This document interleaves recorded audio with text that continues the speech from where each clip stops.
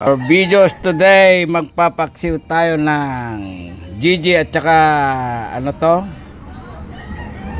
Plapla. Hindi ko alam na isda yan, plapla. Ayan guys. Ayan, lagyan natin ng asin.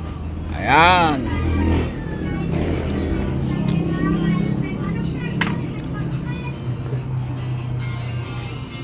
Suka. Doon na sa ilalim yung